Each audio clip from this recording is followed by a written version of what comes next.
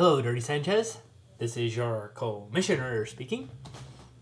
Welcome to the Week 6 wrap-up. We're going to go ahead and keep it short as possible. Short and sweet, focused, to the point. I got what I think are some pretty good things on tap for the week.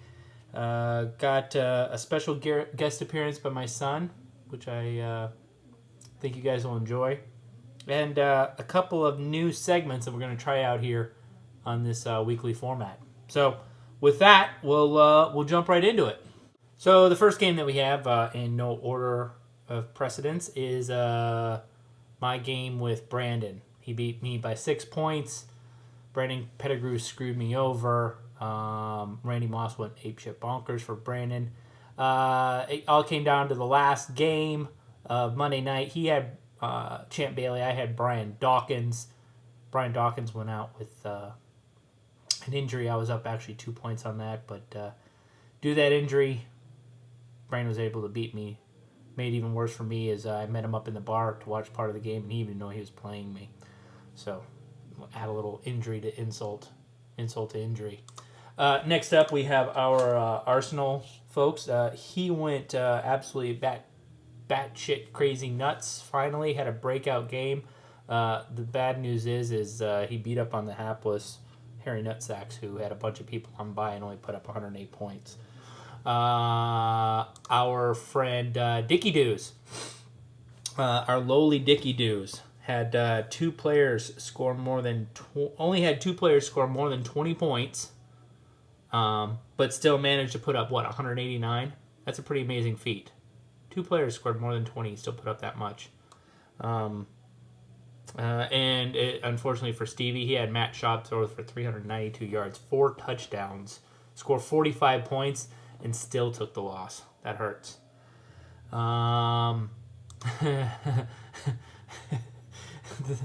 It brings us to our Dumb and Dumber matchup. Somehow, not only did they score 23 points, 22 points less than the nearest guy, they both ended up playing each other. So it's like the battle of the retards, and it came out to be a tie. It's a bad day when their quarterbacks combined scored 1 point. So the good news is Clayton, he's got the best record in the league still with that tie. Spillane is he's just got a big bag of hurt for a team. So we'll see what happens there. Over to our Toenails and Hitman matchup.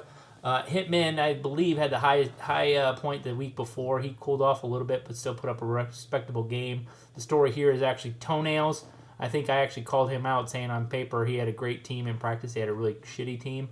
Well, evidently they took it to heart because across the board they went nuts. Only 2 people in single figures: his kicker and his defensive back. Everybody else put up really good numbers. Yeah.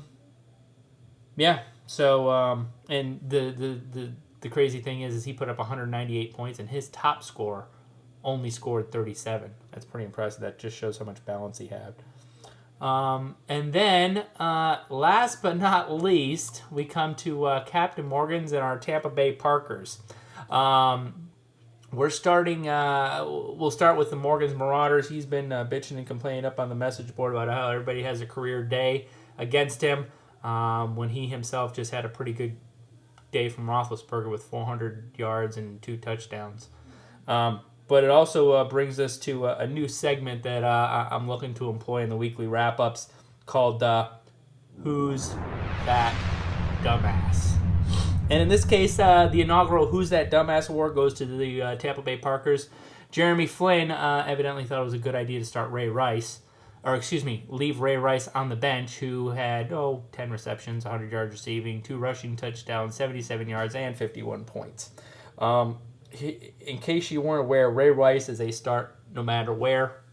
I do cut him a little slack and feel a little sheepish by saying it because we made a trade earlier that week and he started both the guys I traded him. But still, that's no excuse. So congratulations, Jeremy.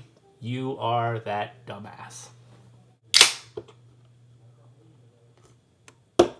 So, a couple of things as we wrap up here that I want to mention.